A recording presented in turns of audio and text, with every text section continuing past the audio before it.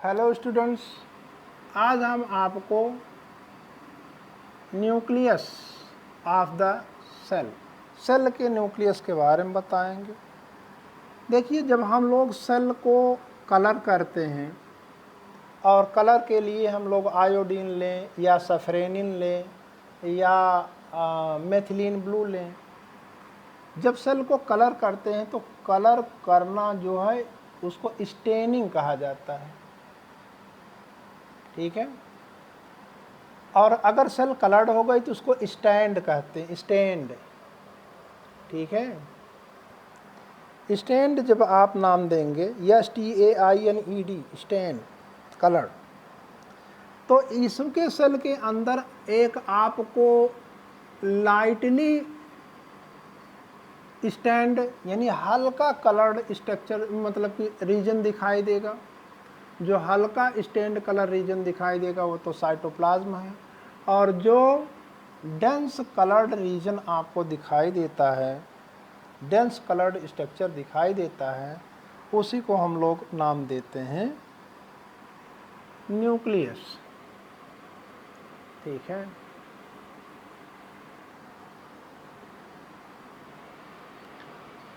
The darkly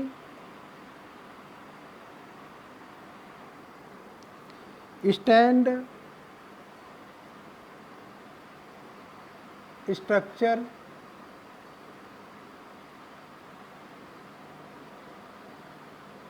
darkly stained structure which is generally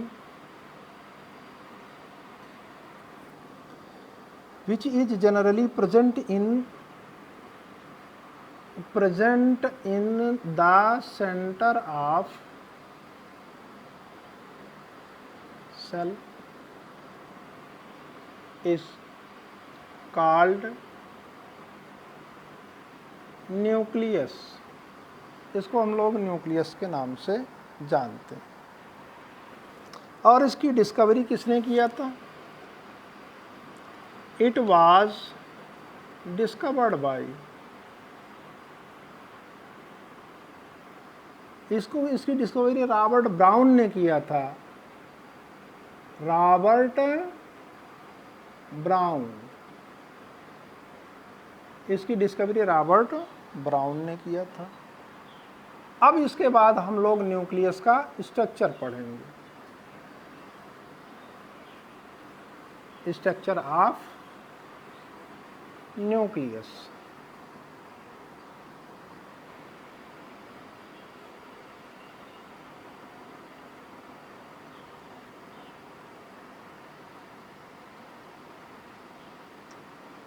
nucleus का अगर हम लोग स्ट्रक्चर देखें तो it is generally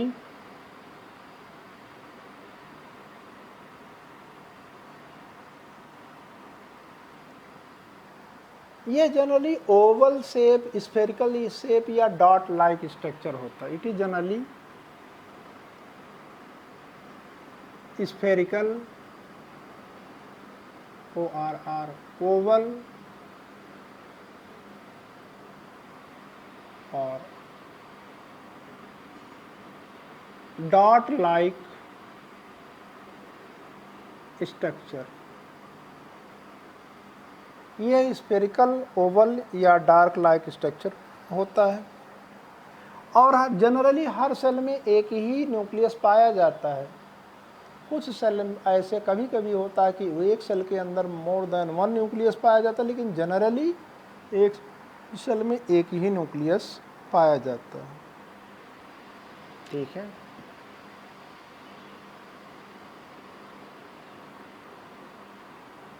one nucleus is present in one cell। ठीक है। इसके बाद न्यूक्लियस के अगर पार्ट देखेंगे,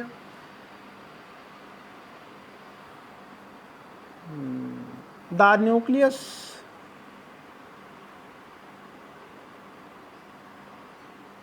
is consists of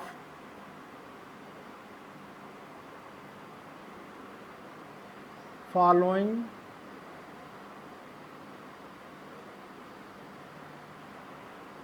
parts,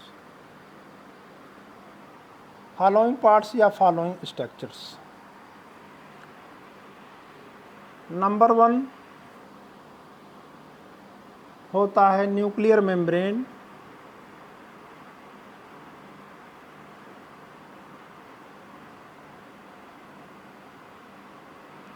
number 2 होता है न्यूक्लियोप्लाज्म,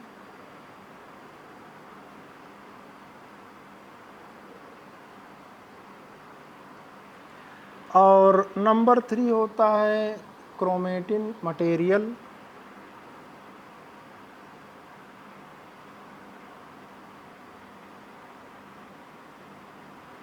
नंबर 4 होता है न्यूक्लियोलस।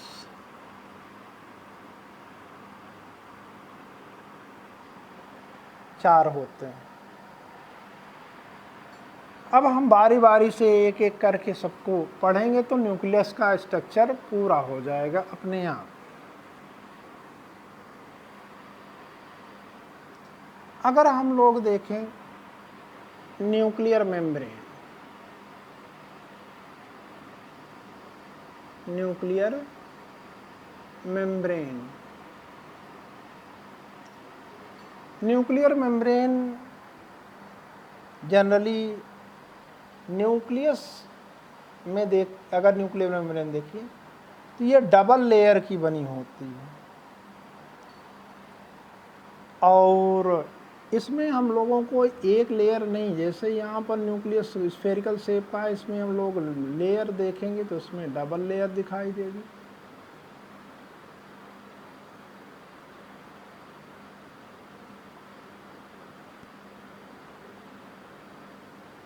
और डबल लेयर के अलावा इसमें आपको जगह जगह पर हल्के छोटे छोटे स्मॉल पोर्स दिखाई देंगे। ये है न्यूक्लियर मेम्ब्रेन।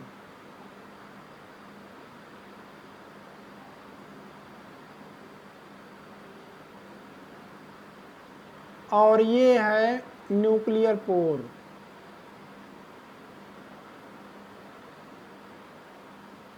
पोर माने छिद्र होता है, छेद होता है। और जानते हैं कि ये न्यूक्लियस के बाहर साइटोप्लाज्म होता है, ठीक है। तो मटेरियल का जो एक्सचेंज होता है साइटोप्लाज्म और न्यूक्लियस, न्यूक्लियस और साइटोप्लाज्म के बीच मटेरियल का जो एक्सचेंज या ट्रांसपोर्ट होता है वो इसी न्यूक्लियर पोर के द्वारा होता है। और ये न्यूक्लियर मेम्ब्रेन सेल डिवीजन के दौरान डिसअपीयर हो जाती है, और जब सेल रेस्टिंग फेज में होता है तो ये दिखाई देती है। इसको हम लोग लिख सकते हैं आप, it is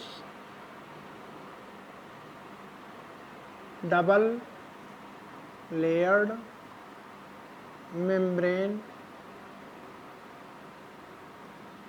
it has pores called nuclear pores,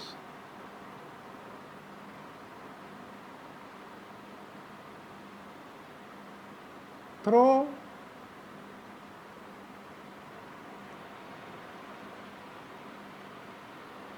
the nuclear pores the exchange या transport of material, the exchange or transport of material takes place between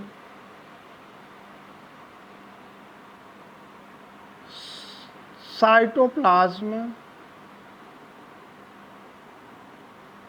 and nucleus।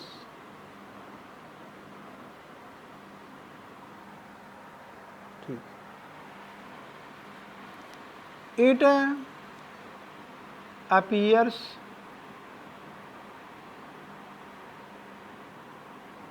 यानी दिखाई देती है during resting phase of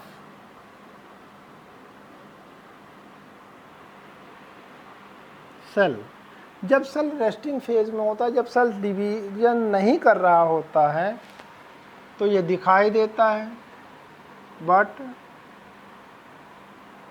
during cell division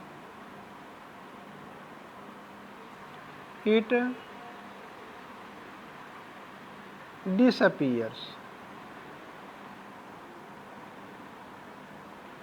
It disappears.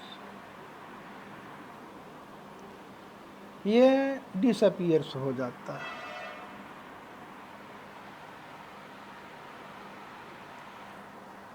इसके बाद आप देखेंगे आगे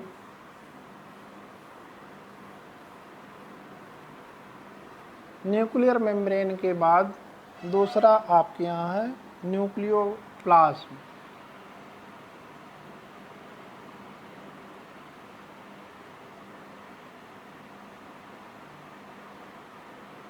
अब इसके अंदर यानी न्यूक्लियर मेम्ब्रेन के अंदर यहाँ पर जो भी मटेरियल आपको मिलेगा उसको हम ग्राउंड सबस्टेंस ऑफ न्यूक्लियस कह सकते हैं, और उसी को हम न्यूक्लियोप्लाज्म कहते हैं। The ground substance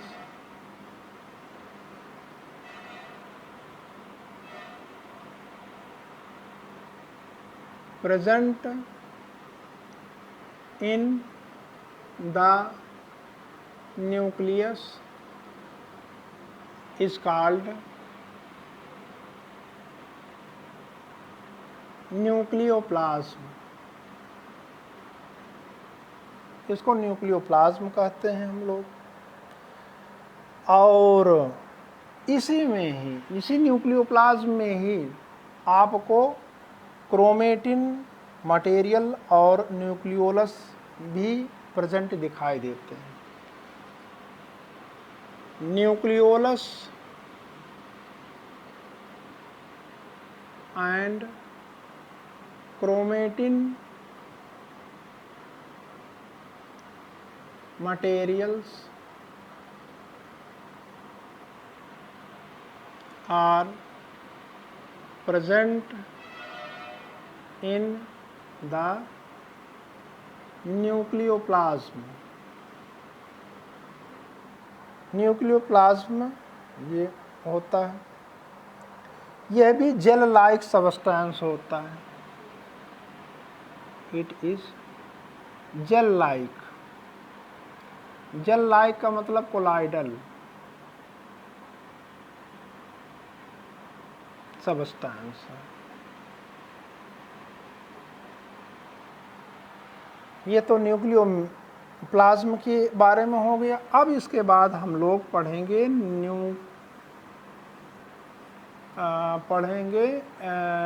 chromatin material.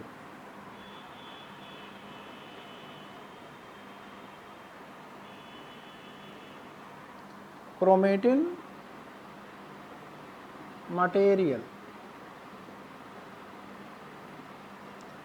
Chromatin material में अगर हम लोग आगे पढ़ें, इसमें देखें तो इसमें इंटैंगल्ड मास यानी गुच्छा जिसको कहते हैं, जैसे धागा अगर आप ऐसे छोड़ दीजिए और वो एक दूसरे के साथ ऐसे लिपट करके ऐसे पड़ा रहें तो थ्रेड लाइक स्ट्रक्चर, यही होता है chromatin. Entangled mass of thread like structure जो कि डीएनए और प्रोटीन से मिल करके बना होता है, उसको हम लोग नाम देते हैं chromatin material. The entangled mass of thread like structure made up of DNA. DNA का पूरा नाम होता है deoxy ribonucleic acid.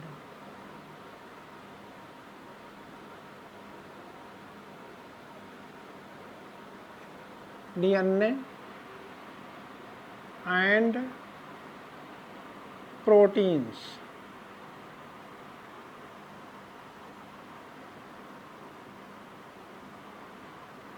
is called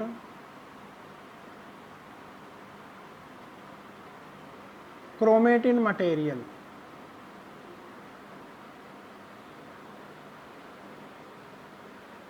इसको क्रोमेटिन मटेरियल के नाम से जानते हैं। यह क्रोमेटिन मटेरियल कब दिखाई देगा? जब सेल रेस्टिंग फेज में होता है। It appears in resting phase of cell।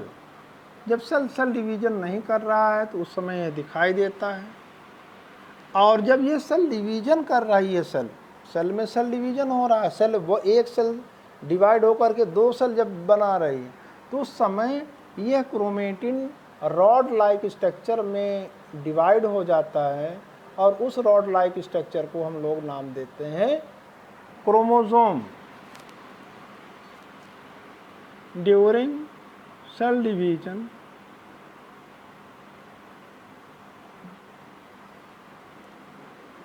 Chromatin material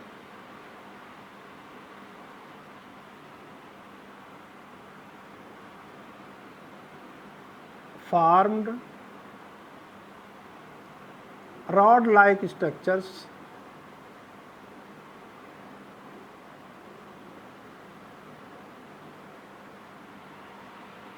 called chromosomes। इनको हम लोग क्रोमोसोम्स नाम देते हैं। अब ये जहाँ पर डीएनए की बात आई, डीएनए एक मास्टर मटेरियल होता है, मास्टर मॉलिक्यूल होता है, जो सेल की सारी एक्टिविटी को कंट्रोल करता है, और ये कैरेक्टर को one generation to next generation transfer करता है। इसमें डीएनए के बारे में आप इतना जानते रहिए, बहुत है। अभी क्रोमेटिन मटेरियल में एरो साइन लगा करके नीचे लिखिएगा, जितना आप लिखें उसके बाद। DNA is master molecule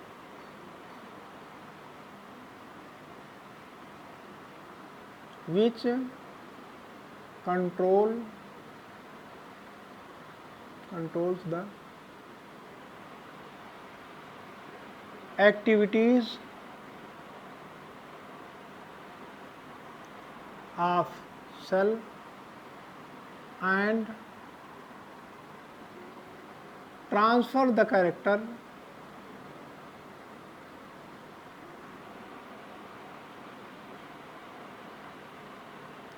from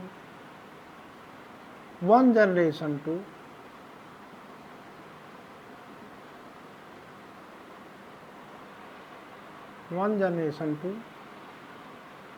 next generation।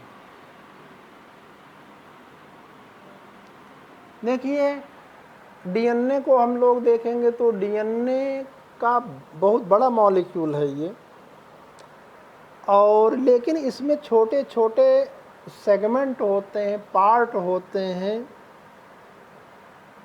जो सेल की एक्टिविटी को कंट्रोल करते हैं और कैरेक्टर को one generation to next generation transfer करते हैं, और उन यानी वही काम करते हैं। और यानी डीएनए में दो पार्ट होता है, दो प्रकार के पार्ट्स होते हैं, एक जो फंक्शनल यानी जो काम करता है, और एक वो जो काम नहीं करता। तो जो फंक्शनल सेगमेंट्स ऑफ डीएनए होते हैं उन्हीं को हम लोग जीन्स कहते हैं। The functionals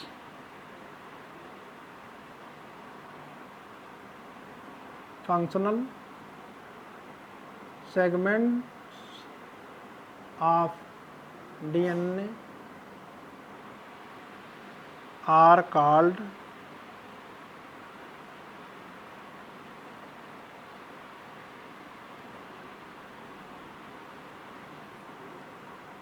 genes.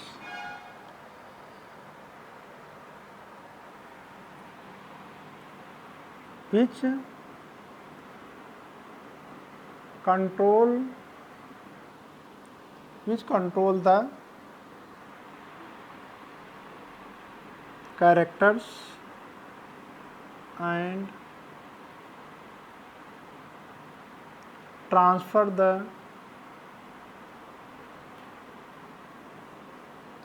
characters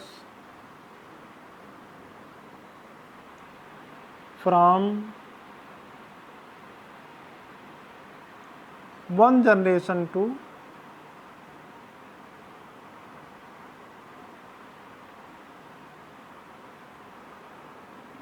next generation.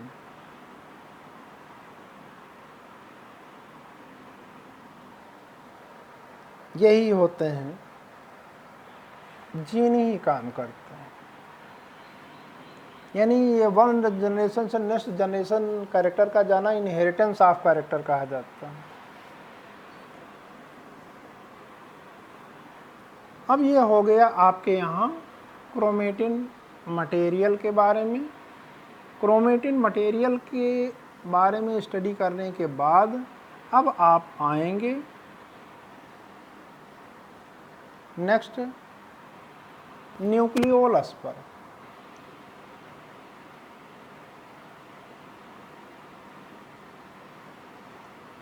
Nucleolus में क्या होता है, इसी के अंदर यानी न्यूक्लियोप्लाज्म में, न्यूक्लियस के अंदर डार्कली यानी डार्क ओवल शेप या स्फेरिकल शेप स्ट्रक्चर आपको दिखाई देता है। ये तो है nucleoplasm.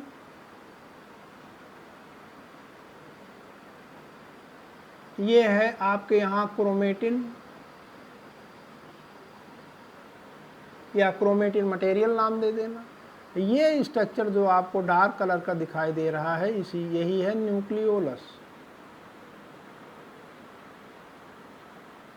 Nucleolus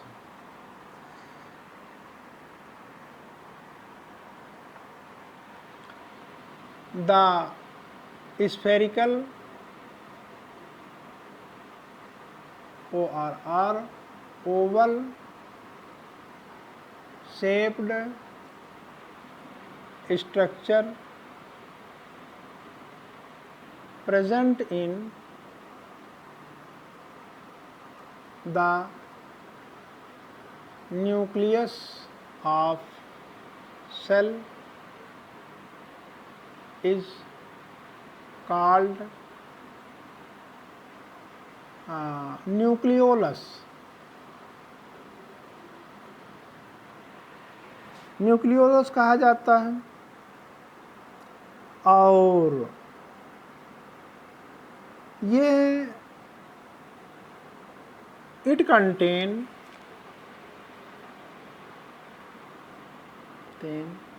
large amount of, इसके अंदर क्या पाया जाता है वो देखा जाए तो लार्ज अमाउंट ऑफ RNA पाया जाता है। Large amount of RNA। RNA का पूरा नाम होता है ribo nucleic acid. Ribo nucleic acid and proteins.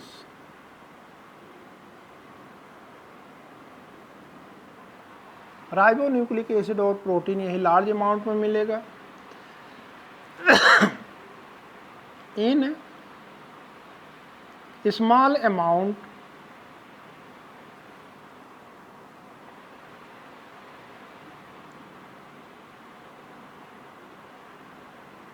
Small amount में डीएनए भी प्रेजेंट हो सकता है। In small amount DNA can be present in it, इसमें यानी न्यूक्लियोलस में। और इसके बाद आप नेक्स्ट पॉइंट अगर देखेंगे, इसमें न्यूक्लियोलस वो प्लेस होता है जहां पर एक सेल ऑर्गेनेल या एक सेल इंक्लूजन बनता है जिसका नाम है ribosome. It is site, site माने प्लेस होता है, site of formation of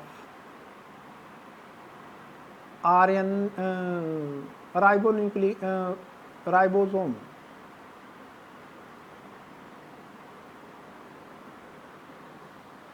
ribosomes, ये राइबोसोम्स इसमें बनता है, ठीक है। ये नॉन डिवाइडिंग सेल में यानी जो सेल रेस्टिंग फेज में है उसमें दिखाई देता है, और सेल डिवीजन स्टेज में ये है डिसअपीयर हो जाता है।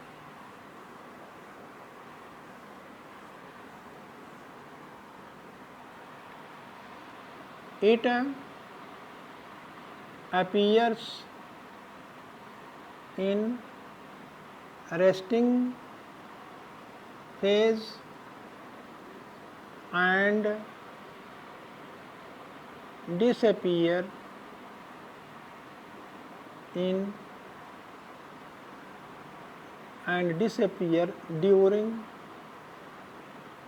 during cell division। Cell division के दौरान यह गायब हो जाता है, और यह उसमें बड़ा होता है जिसमें प्रोटीन सिंथेसिस ज़्यादा होता है। जिस सेल में प्रोटीन सिंथेसिस ज़्यादा होता है उसमें न्यूक्लियोलस की साइज बड़ी होती है। The cell which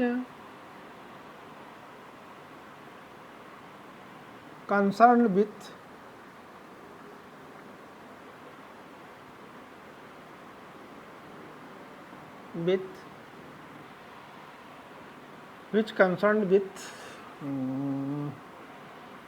which concerned with protein synthesis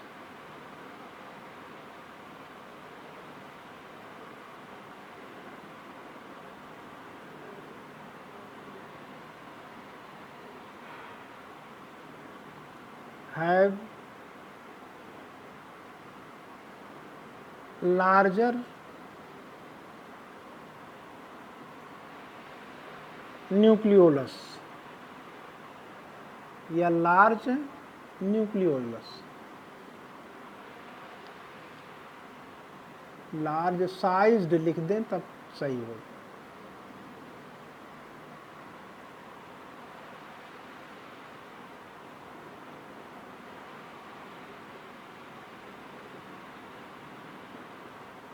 जी आप लिख सकते हैं। अब इसके बाद आएगा फंक्शन। इसी के साथ देखिए आप यहाँ न्यूक्लियस का स्ट्रक्चर भी आपका तैयार हो गया। और functions of nucleus,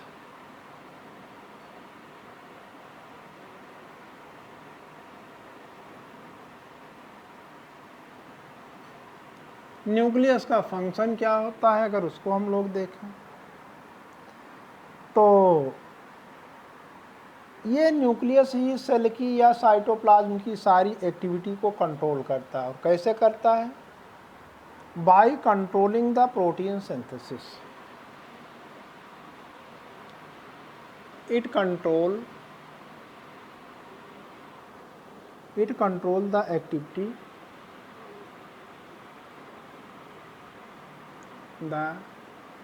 activities of cells or cytoplasm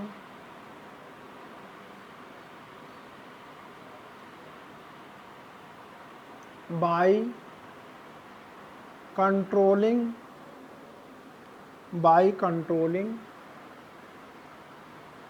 the synthesis of proteins,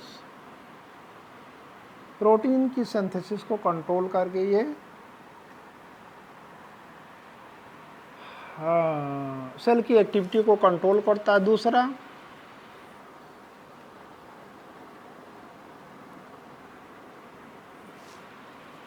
due to presence of DNA या with the help of DNA,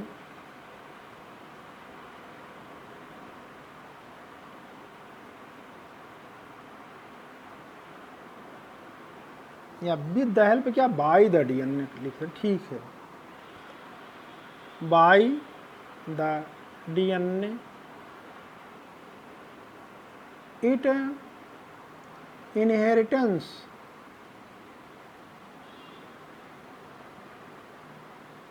the characters from one generation to next generation।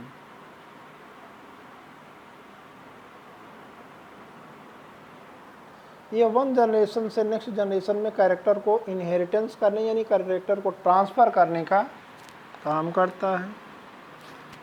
और तीसरा ये है, होता है इट हेल्प्स इन